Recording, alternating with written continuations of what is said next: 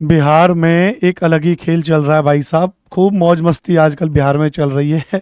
और एक मौज मस्ती है कि पहले तो फॉर्म भरवाने के लिए आंदोलन किया, मुश्किल उन्होंने कहा भैया चलो 19 तारीख से 27 तारीख तक फॉर्म भरा जाएगा।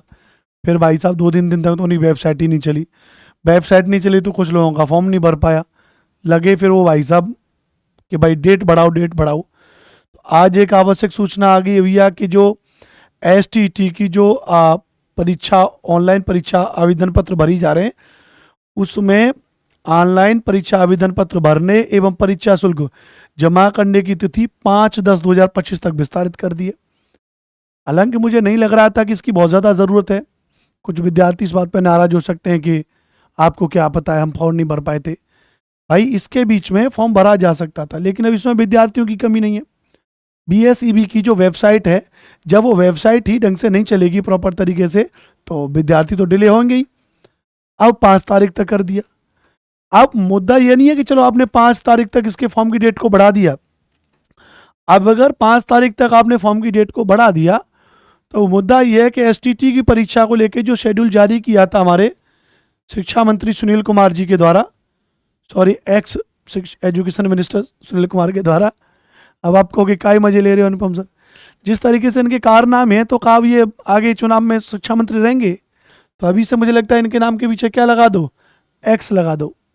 आज 27/9/2025 से जब ये वीडियो बना रहा हूँ, तो आज से ही मैं इनके नाम के आगे क्या लगा दे रहा हूँ, ex education minister Sunil Kumar ji, क्योंकि अगले चुनाव में नहीं रहेंगे जिस तरीके से इनके कारनाम है। इन्होंने बताया था कि 19 सितंबर से 27 सितंबर तक फॉर्म भरे जाएंगे। अब ये 27 सितंबर से बढ़ा करके क्या कर दी भैया, 5 अक्टूबर कर दी बढ़ा करके।